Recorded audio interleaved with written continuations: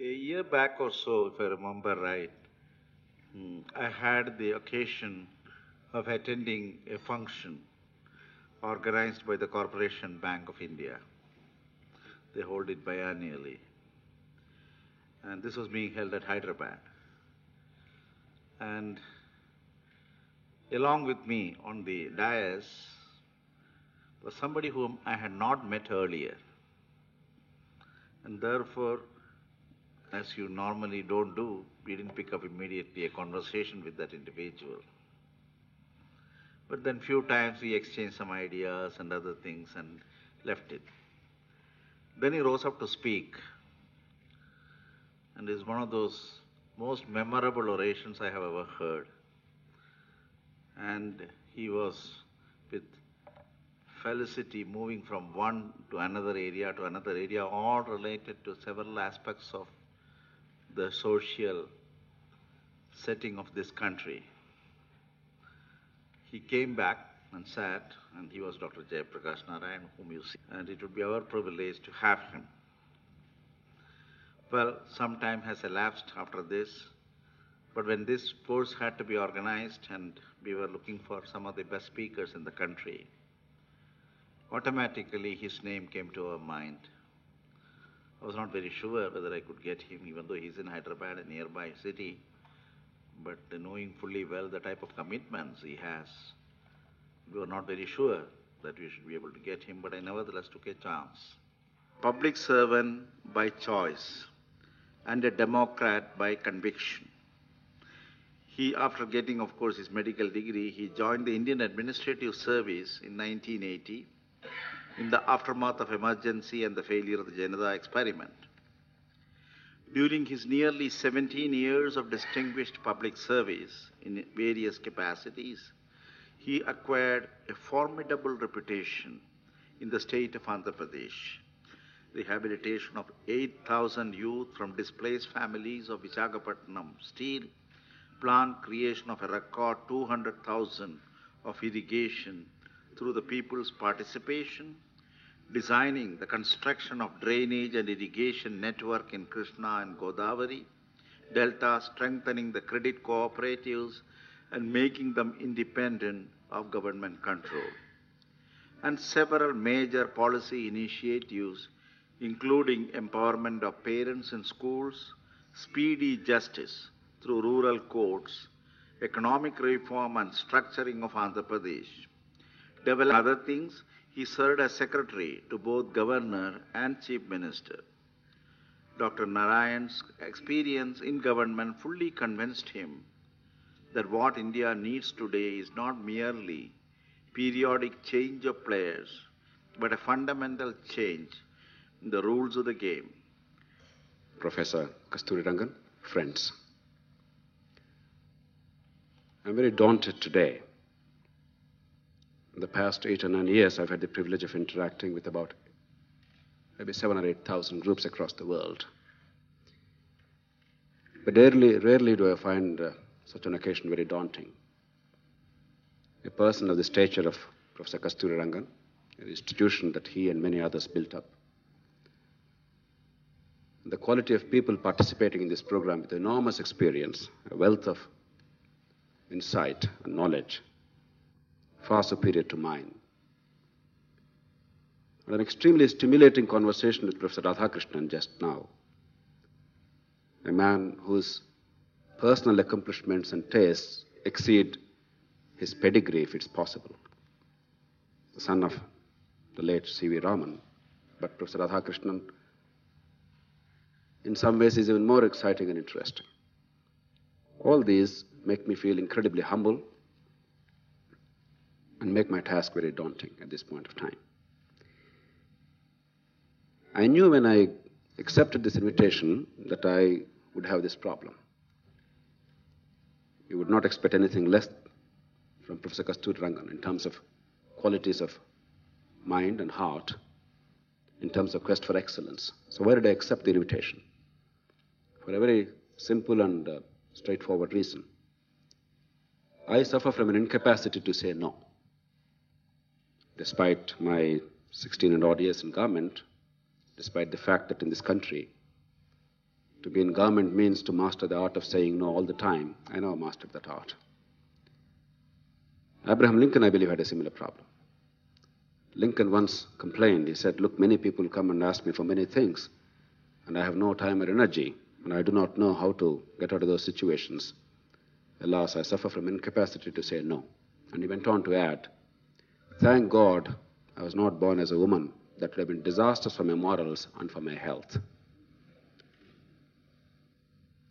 I don't have anything original to say about leadership or about India or the future challenges.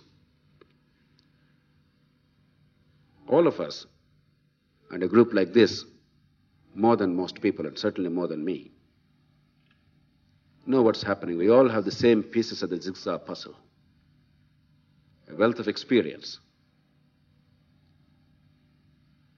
And it'll be somewhat imprudent on my part to try and recapture that.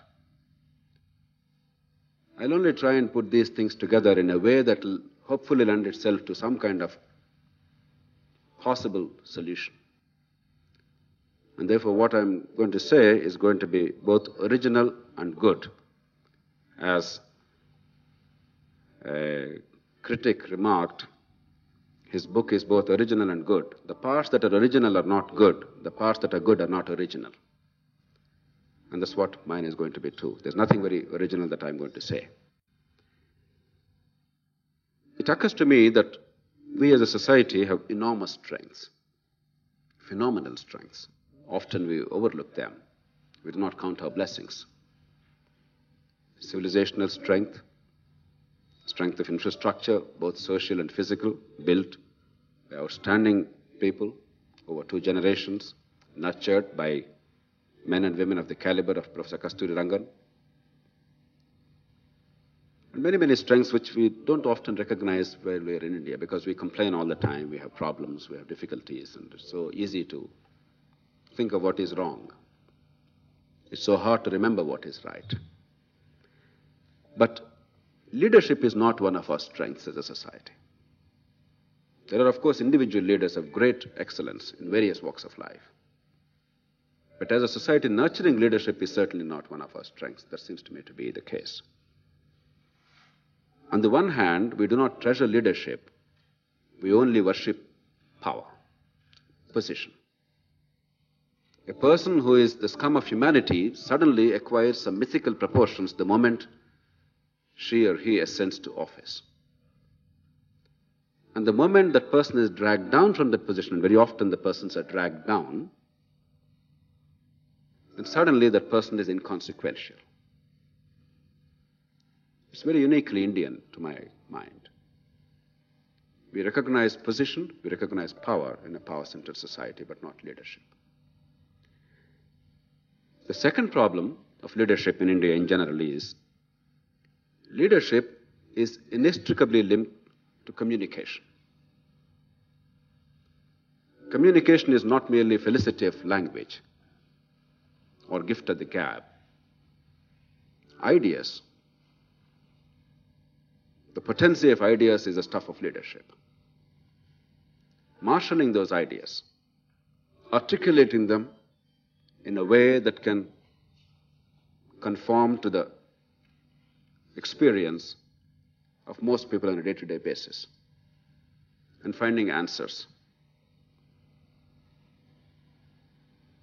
and reconciling the conflicting interests of various groups and communities in a vast and complex society. That is the stuff of leadership. Unfortunately, particularly in the past 25, 30 years, this art of true communication is dwindling in this country. People are far more capable today in terms of technological accomplishments and scientific knowledge, no question about that. But the ability to communicate in a creative way is not certainly a strong point. In fact, you and I have seen many parents who would tell their children, why are you wasting your time studying language or studying the art of communication? If you do this same amount of work in math and science and whatever, then you're going to engineering, medicine, this, that, Somehow there's an assumption that communication is actually a wasteful thing. Whereas all societies that really care for the future, in the realm of ideas, in the frontier areas of technology, and in social development, they recognize the need for communication.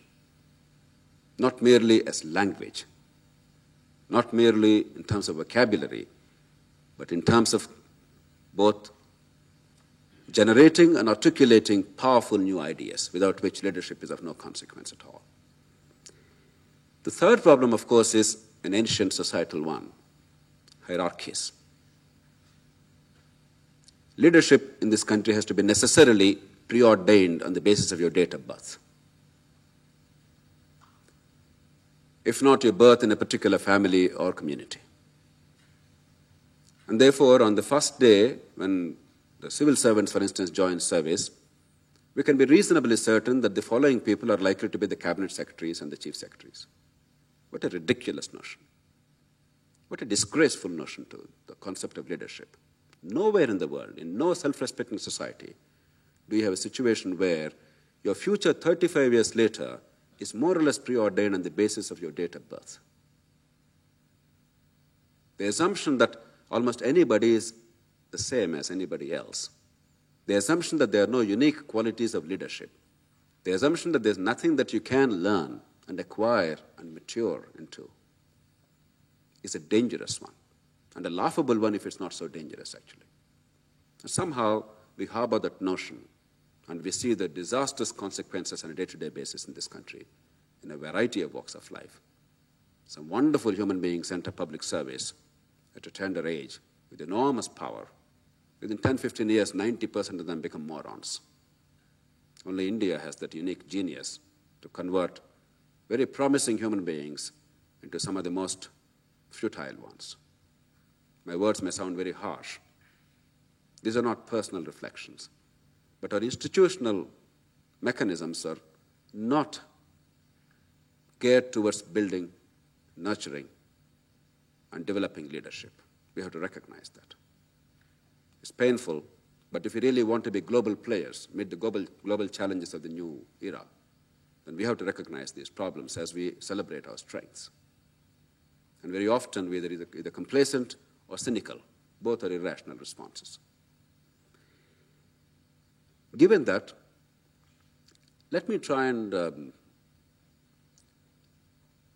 offer a few reflections for whatever they are worth. In three broad areas: government, business, and society. What are the possible contours that we could look at? What are the opportunities and challenges for leadership in the coming years and decades in this country? As I said before, I'm a great optimist. I'm an incurable optimist. I believe that we live in the best of all possible worlds. I believe that things that are possible today would not have been dreamt of a generation ago. I remember some years ago visiting Britain, as many of you would have been probably housed if you went as public servants. I was in St. James's Court Hotel, and I had a nice Lebanese chauffeur. He did his hotel management, but he could not find a job in his field, and therefore he was a driver, a cab driver. And he was with me for that 1 week or so. And there was no parking place at that hotel. And so he told me, wherever I am, I'll be parked wherever it's convenient. Here is my mobile phone number. Please call me whenever you need me. I'll be there in 2 to 3 minutes. And it was such a convenient thing. I enjoyed that facility, but I was very envious. I thought, when will we have a condition in my country when my chauffeur or a plumber or a carpenter would have a mobile telephone?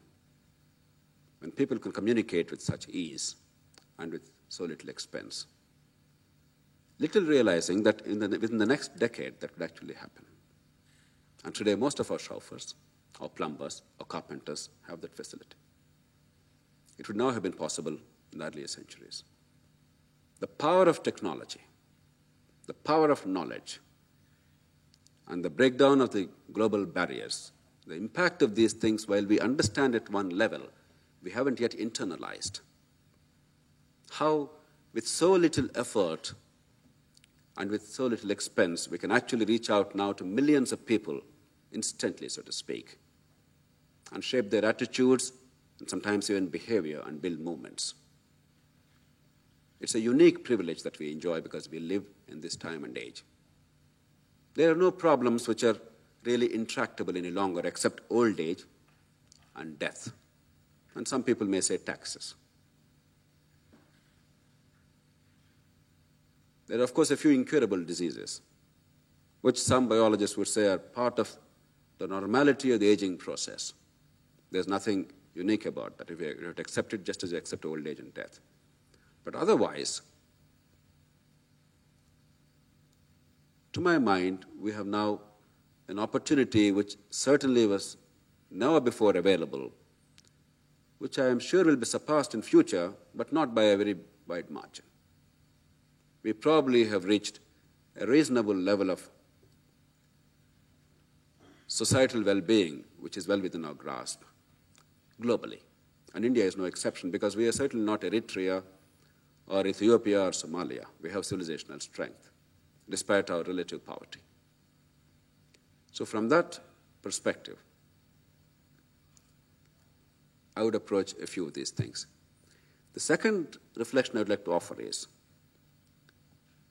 most problems, therefore, are amenable to simple, practical solutions. And sometimes the solutions seem to be ridiculous. They seem to be small, but the outcomes are disproportionate. If you remember, about a century ago, mankind knew the problem of smallpox. Jenner, Louis Pasteur, many others did phenomenal work on that. There was nothing spectacular subsequently in terms of understanding it or even developing a vaccine. We had the vaccine for decades. But ultimately, in 1974, suddenly, smallpox was eradicated. Now, what happened? Somebody invented something very simple, something seemingly silly, which made a huge difference, and that was the biforked needle. I'm sure many of you do remember, and I remember myself in childhood, getting a smallpox vaccine where they used to have a cylindrical needle. They used to insert it and then twist it, and therefore the muscle was torn, lots of bleeding, pain, infection, vaccine didn't work, and people ran away. In villages, if you remember, when the vaccination teams came, people ran in droves, children ran in droves. Then, if you remember, for a short while in between, they decided that this is not the way, it's not working well, so they tried a needle, but poking several times. Now, my wife hates injections. When she was pregnant with our first child, I almost had to take her to the breaking point to push her to go to a doctor to get a blood test done. She hated injections that much. Now, for somebody who hates injections, and many people do not like injections, to have several pokes, each one is a separate assault on your body. There is that fear. So that didn't work either. And somebody came up with this biforked needle. It had two forks, just one single parallel stroke, puncturing the skin, but only subcutaneous, so that the vaccine actually works subcutaneously.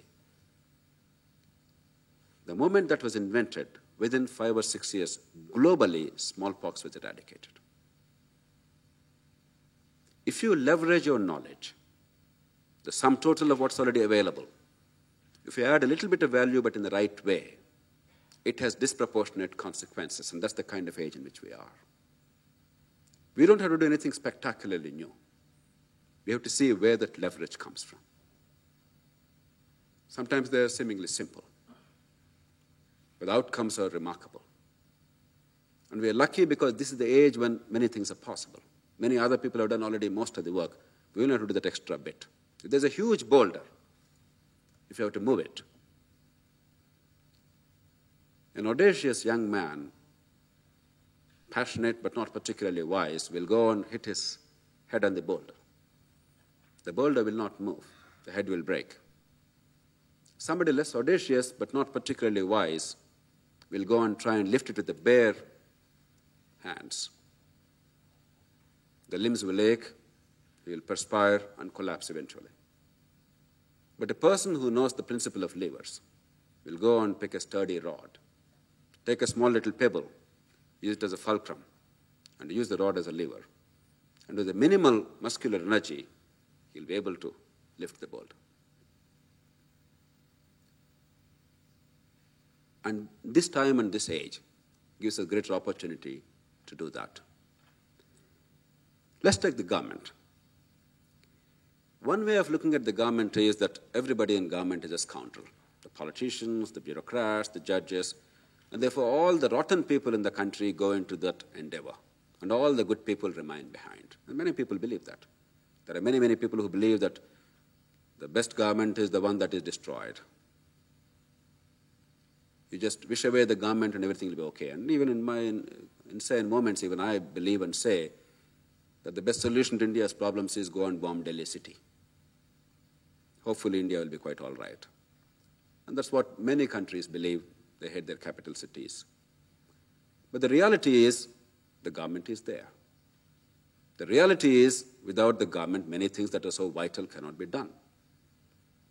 And the reality is some very fine people are there in government, just as there are very fine people in science and technology, in business, and in professions. It cannot be our case that there is a self-selecting group of scoundrels that enters the government. There's another self-selecting group of saints which is outside the government, which is an absurd assumption. Those in public office are victims of a vicious cycle. They are not villains. They are you and I. We could be there. We could be here. It's an accident of circumstances or a product of our proclivities. It cannot be taken as something immutable. If that is the case, then is it morality that is distinguishing their behavior, or is it a set of incentives that compels them to behave in the way they do? If the morality is the issue, you can never find an answer. You only become part of the problem, because whatever we say becomes descriptive. It can never have the power of solution. And from Gautama Buddha to Gandhi, many sages and saints talked about morality, quite rightly so. But I'm afraid that didn't change morality of human beings. The world is run on institutions, run on incentives, run on creating a framework in which the right behavior is rewarded and the wrong behavior is punished. Long years ago, Gladstone said, the purpose of a government is to encourage good behavior and to prevent bad behavior. There's nothing more moral or grandiose about governance process. If all of us are wonderful human beings, if all of us know how to reconcile individual greed with societal need, then there's no need for law and state. There's no purpose of government at all. But because human beings are frail by definition, because the bulk of the human beings respond to institutions and incentives, we have the state and the governments. And therefore, this whole obsession in this country with morality and values, to my mind, is actually counterproductive beyond a point. It is necessary as a beacon. It is necessary as the goal. But the means have to be institutions in most of our real-life situations. Take political recruitment. In the past 25 or 30 years, we have created such conditions in our political system, such disincentives for the right kind of people, and such huge incentives for the wrong kind of behavior, that you have only 5 or 6 channels of recruitment. The first, of course, is heredity. Professor Radhakrishnan did not once in the whole conversation mention that he was Professor C.V. Raman's son. After a few minutes of conversation, suddenly I remembered having read about him. Suddenly things fell in place. When I asked him, he never told me, even now in that 45-minute conversation, that he was his son. When I said, are you related to Professor Raman? He only said, that's not important. Yes, there is some relationship. Some relationship, he's his son. And a worthy son of a worthy father. But the norm in public life in this country is about 40% of the people in public office, elective public office in India, are there because of their pedigree. Even the 9 or 10 new members of parliament, the young members of parliament people talk about, I'm sure they're all very fine young men. All of them are men, if I may remember. I have no doubt about it. But none of them is there because of his qualities. Each of them is there because he is the son of so-and-so. The second biggest source of recruitment in politics in the country is abnormal money power, sometimes ill-gotten, occasionally even honestly earned. But money power is the reason, not because the person is suitable for public office. The third, of course, is caste leadership. The fourth is muscle power. I don't have to elaborate any further after the recent spate of murders in Allahabad, in Anantapur, and even in Tamil Nadu, I'm told, Alladeruna.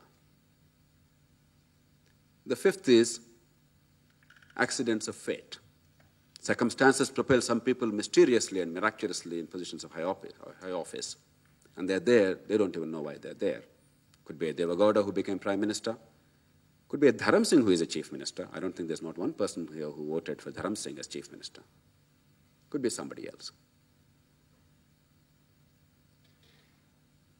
In all of India in the past 25 or 30 years, I dare say we don't even have 1% of the politicians, not even 50 legislators in the country today, who entered public office and politics with competence, commitment, and integrity, with passion for public service, and could survive for any length of time because of those qualities. If the political recruitment is so rotten, how can leadership emerge? It has to be necessarily a foisted one. It has to be a positional one. It cannot be a natural leadership in a society. It cannot be a problem-solving leadership. There are ways of addressing this problem. Once we start understanding the problem, instead of looking at it as demons and angels, if we understand the nature of the problem of allowing leadership to rise, then we can find solutions. I don't want to go into those detailed analysis and solutions now. But there is a problem we have to respect and recognize. And everybody is a victim of that vicious cycle. There's no point blaming them. And to pretend that politics does not matter is irrational. Politics is perhaps the noblest of all endeavors, because politics is about reconciling the limited resources with unlimited wants. Only in that boring place called heaven do you have a situation where there are unlimited resources and limited wants, and that's why it's not worth going there, actually. Where is the challenge? Where is the opportunity? It's tedious. In real life, you always have limited resources, time or money or something else, material resources, and unlimited wants.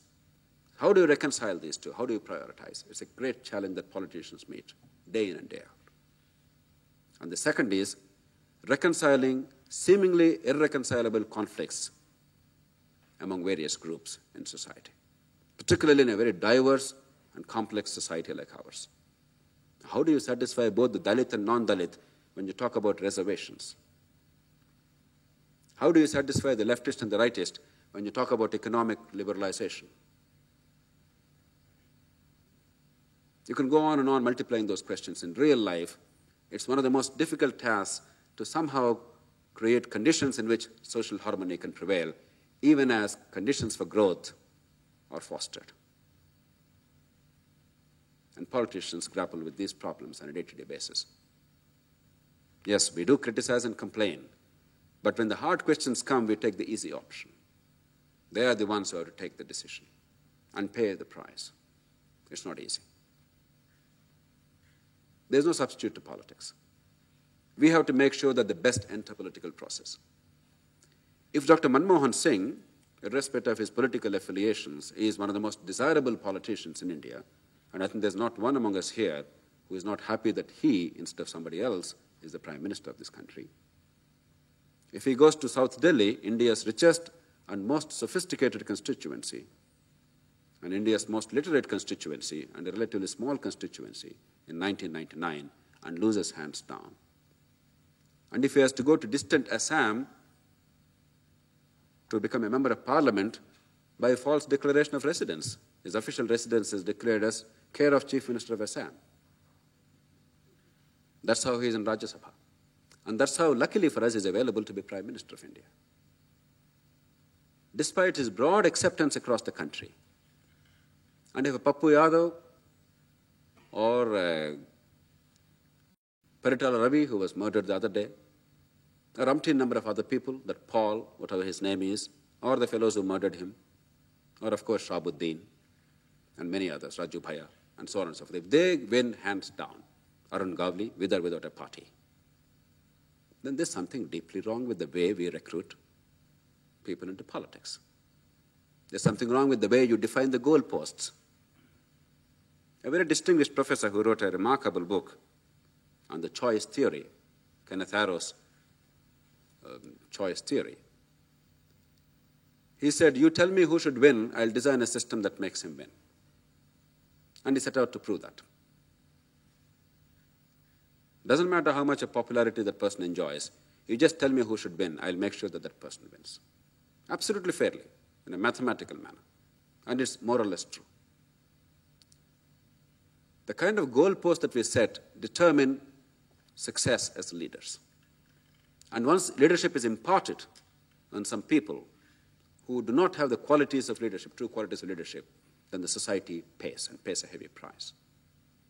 In other words, the answers are systemic. It is not because Indian people are stupid or irrational. In fact, if you look at the electoral process in this country, and if we are honest to ourselves, on the whole, in most elections, we would have roughly voted the same way as most people have voted. We pretend that we are different. We pretend that they are voting and therefore things are bad. It's not true.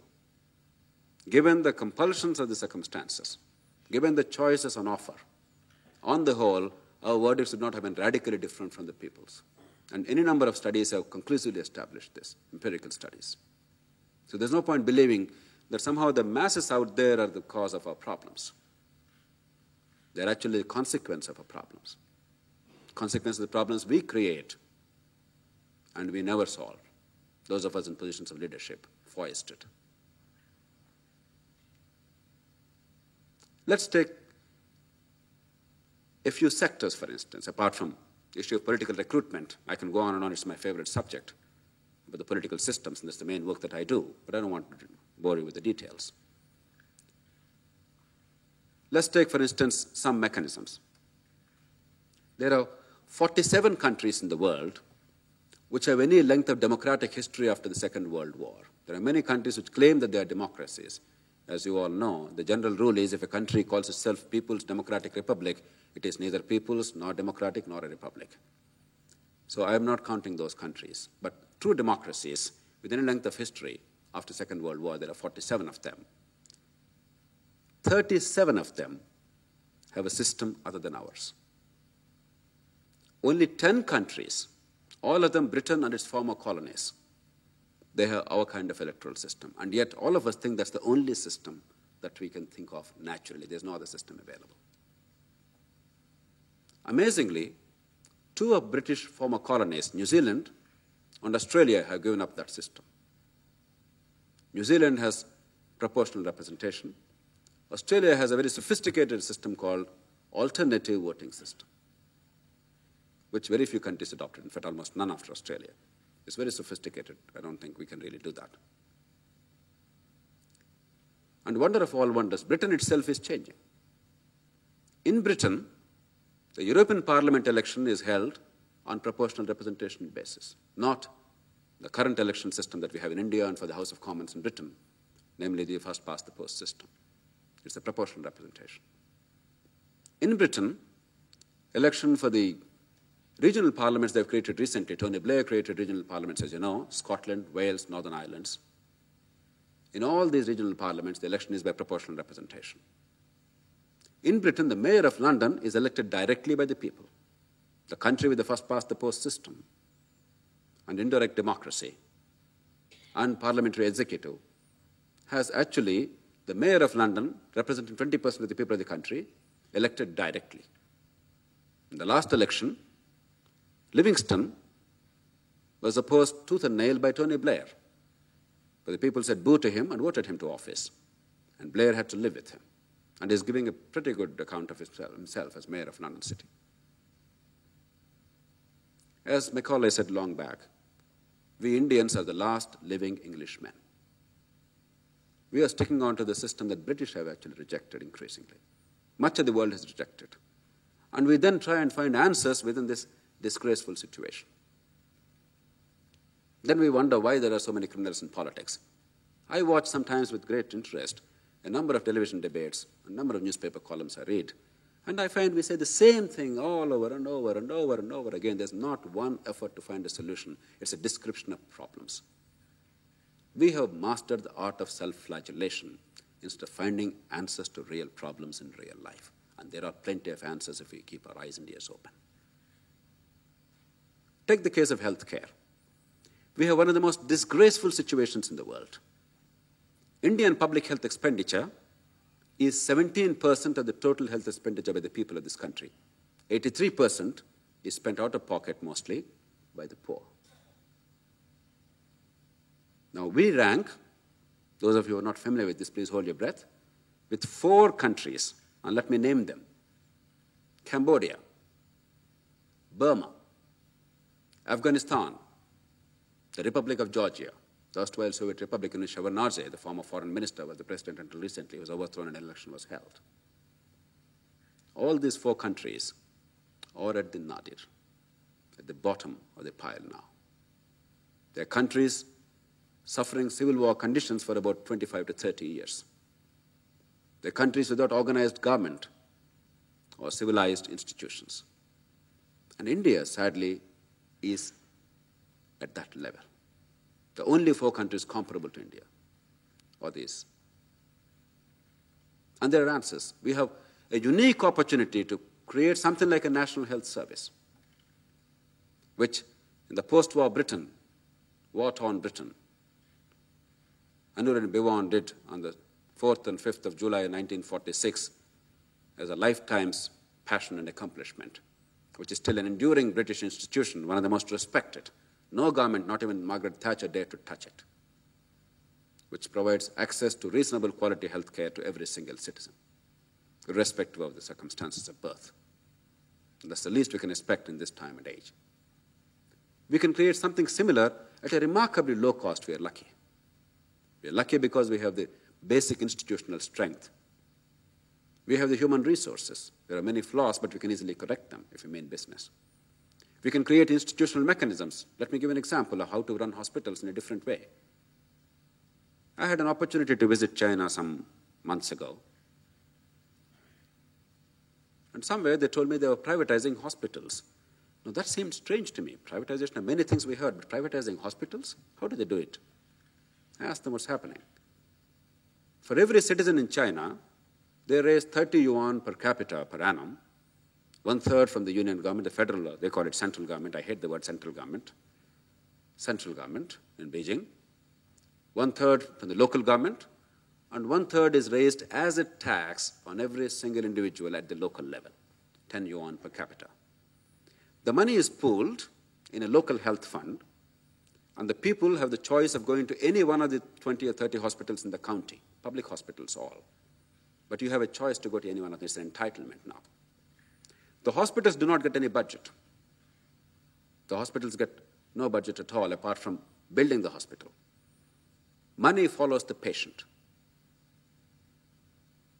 You have to attract the patients and provide services on standard cost and standard services basis. Money is reimbursed from this health fund at the district level, at the county level. Incentives are dramatically altered. The people have voice because they paid. It may be a small amount, but I paid. Why don't I get service? And paid at the local level, not to some distant central government. Because people have choice, therefore they can vote with their feet. And in any system, there are good people, there are bad people. Earlier, if 10 fellows are good in the hospital, if 5 fellows are bad, the good people didn't have enough of incentive to fight the 5 bad fellows because peer pressure, lots of delicacies. But now all the 15 are not going to get their wages and their budget without the hospital functioning well. It's almost like a private sector situation. The 10 good ones are now going to discipline the 5 bad ones. And where a hospital is failing abysmally to collect the costs of service or maintenance, they're saying, you're obviously unfit, therefore we are now privatizing this institution. Get lost. Now, we don't have to go up to privatization. China is way ahead of us in some respects. But here is a beautiful model which is locally accountable, which dramatically alters the incentives, provides choice, and gives voice to people. Hospitals can be dramatically transformed. How many of us ever dared to go to a government hospital in recent years? Even those of us who are health secretaries or Director General's Health Service, how many of us dare to go to government hospitals?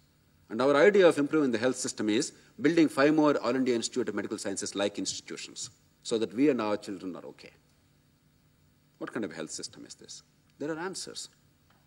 Leadership is about identifying those answers, leveraging our strengths, and dramatically transforming the situation in the shortest possible time because, as I said before, we have an opportunity that beckons us as never before. Take a simple case of justice system. Our judiciary is in shambles.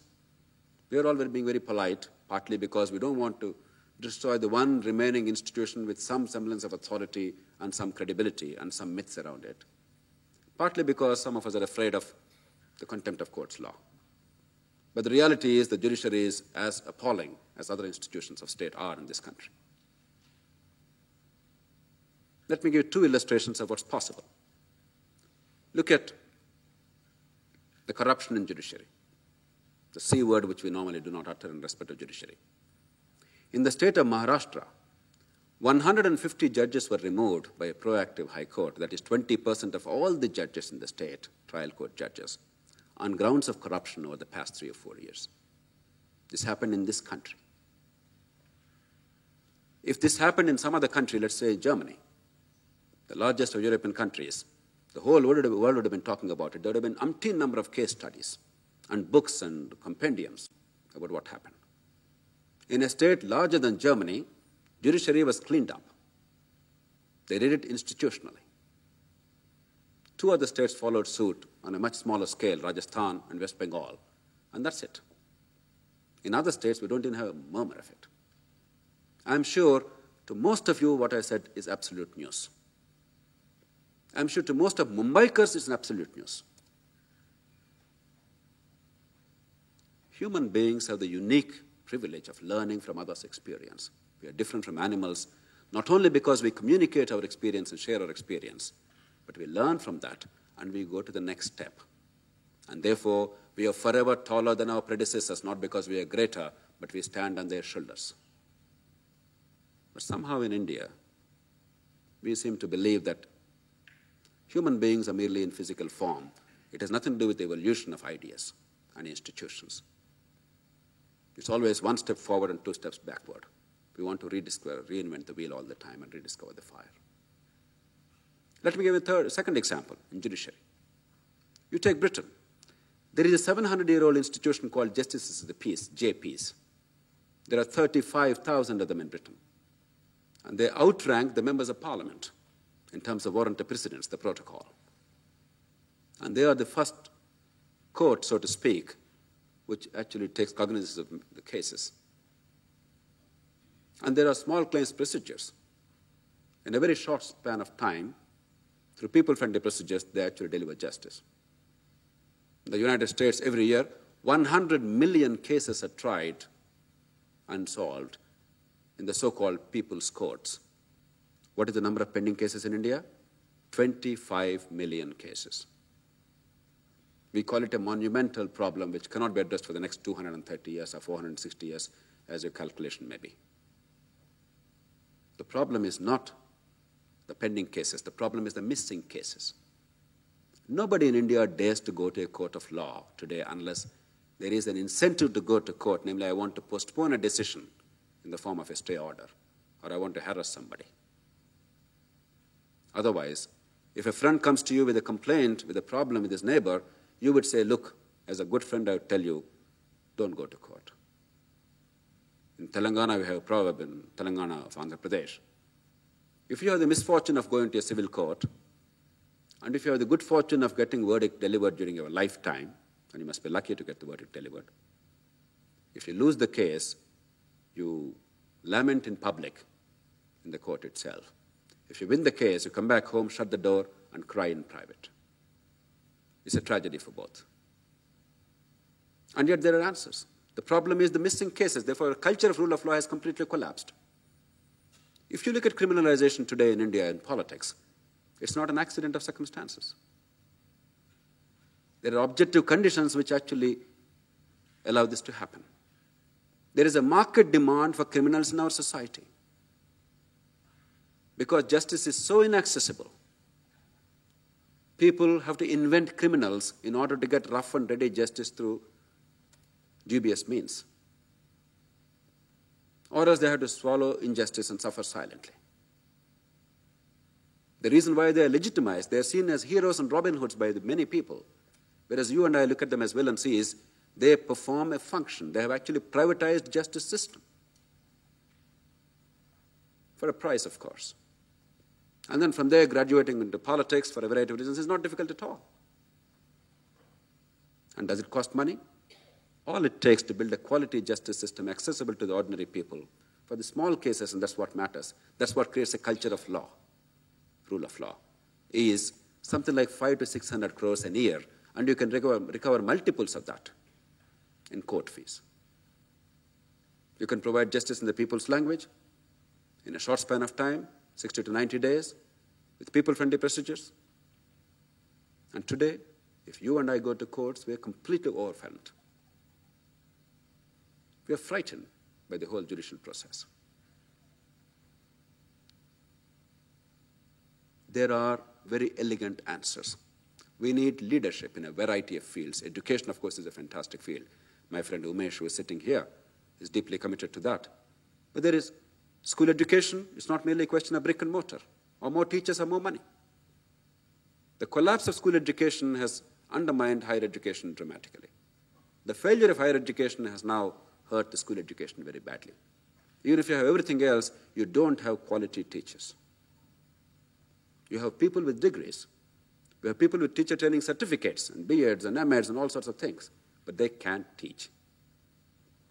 Professor Kasturi Rangan will immediately relate to this. I asked a youngster, a lady who did her MSc chemistry with first class. She was the first class throughout her career. And she was intending to be a chemistry teacher where my son was studying, therefore I had a private vested interest. I asked her a simple question. I gave her the volume of a gas, gave her the temperature and pressure, and asked her to give me the number of molecules in that. The 2-3 principles, conversion to STP, 22.4 liters, gram molecular weight, Avogadro's law, Avogadro's number. Each of them is known to her. The definitions are known to her. She knows each of them perfectly. The poor girl got a first class because the system said this is the way to get first class. She got first class everywhere. 10th grade, +2, undergrad, postgrad. But she didn't know the way to solve the problem. She didn't know how to integrate, how to apply this knowledge to solve the problem. I do not blame her at all. And she is now the teacher for my child. And I create another moron in this country in the form of my child.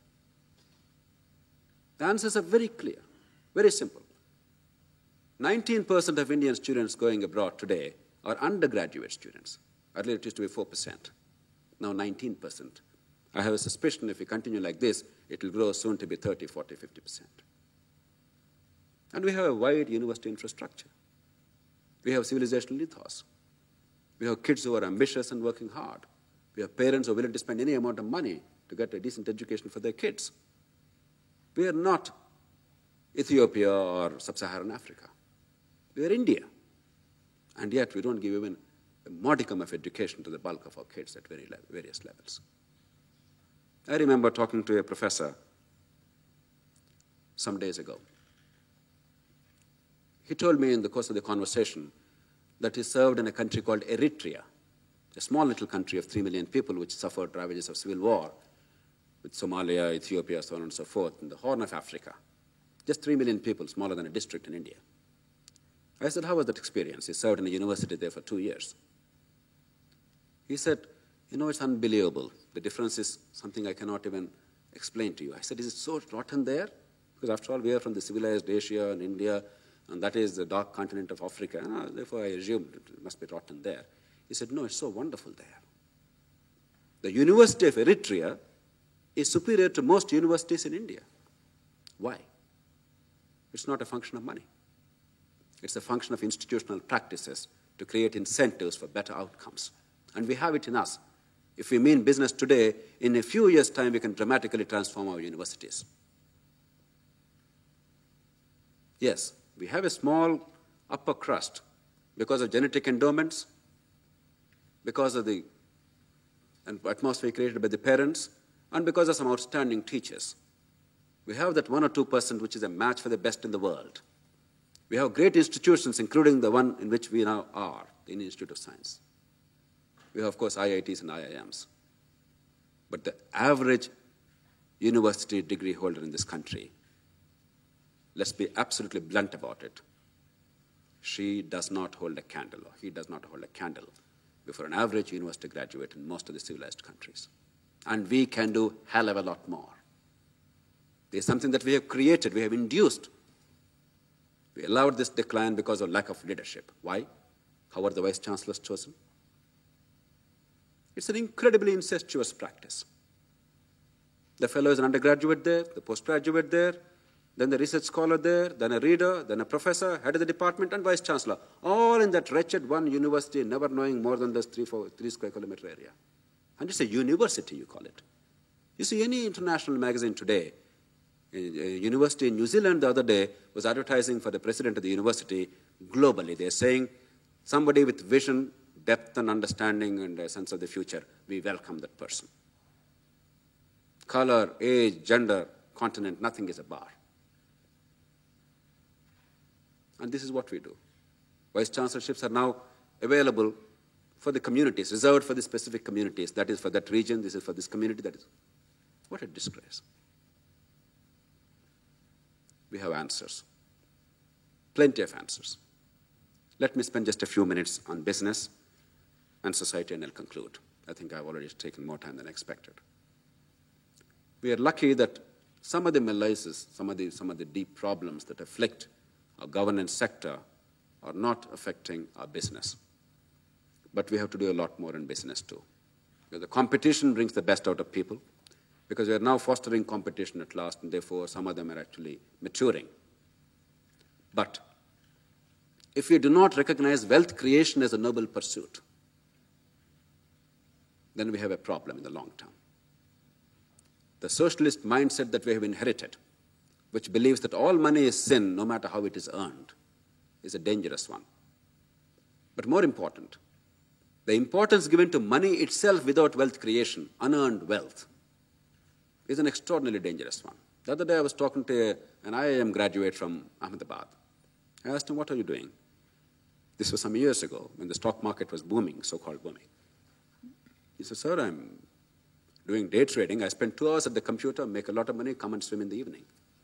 I said, aren't you ashamed? What a shame. You went to IIM Ahmedabad, you are in the business of wealth creation. What you do was speculation, lottery. Is that what you do?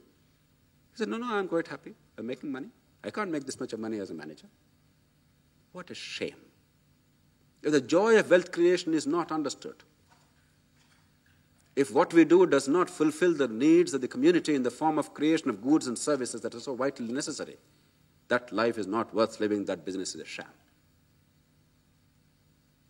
And the idea of ethics in business is not merely about morality. It's about practicality. If each of us somehow does everything possible to hoodwink everybody else, and if each of us does the same thing, it doesn't require a mathematical genius to tell us that everybody's good is neutralized. Shoddy goods, overpriced, competition distorted, bribes distorting the markets, they hurt everybody ultimately.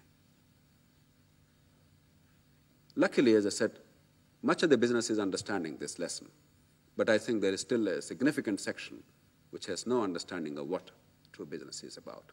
We require true leadership, visionary leadership, which can go beyond the immediate, which can look at India and business and their own enterprises. One last word about the society. I'm very proud to be an Indian. I do not share or subscribe to the view that we are somehow the dregs of humanity. I don't believe that at all. I believe we are a proud civilization with 5,000 years of continuing history, unbroken chain. With a remarkable vitality, family is a noble institution, an ennobling institution, and a stabilizing influence on all of us. And we are a relatively happy society considering our circumstances. But we have 3 problems. We have no sense of equality.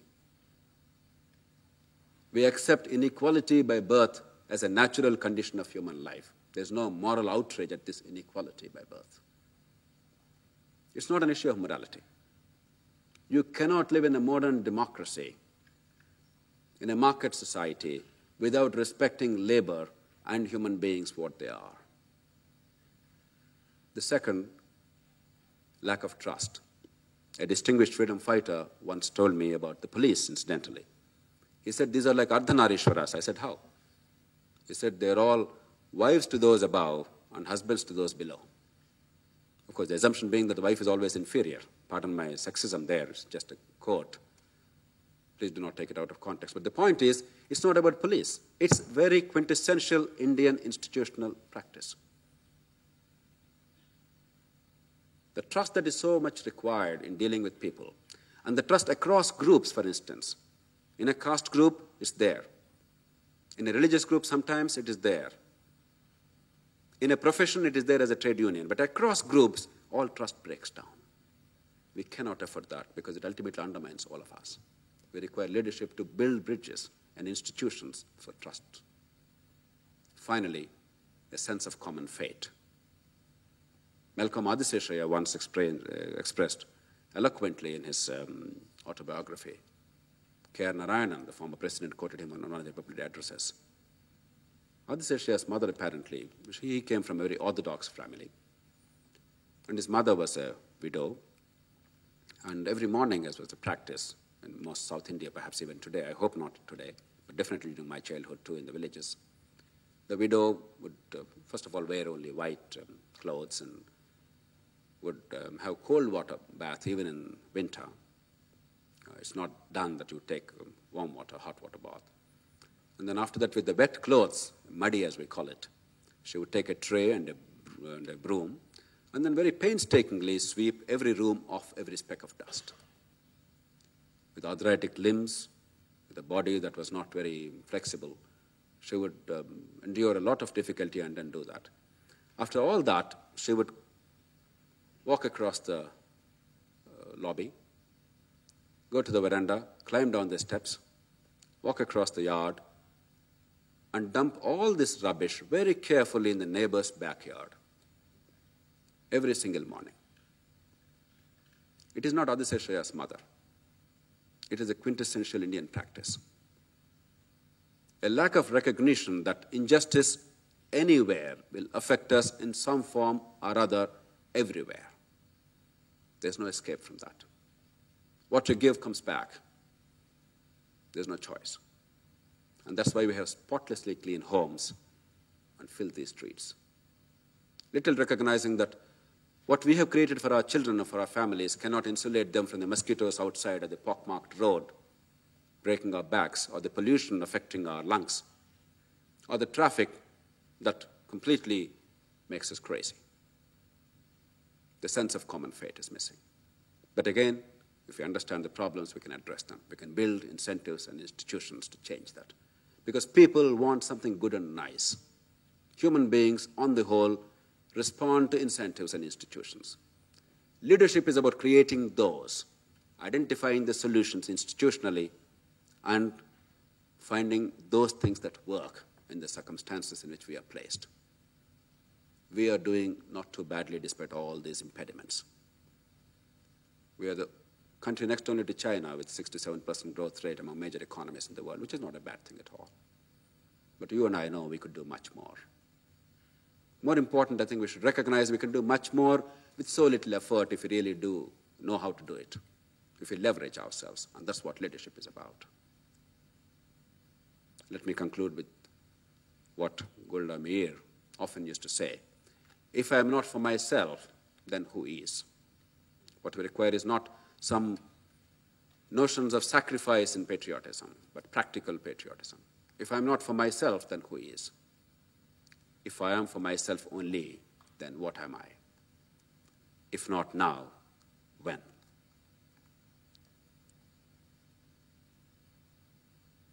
As I said, there's nothing original that I wanted to say.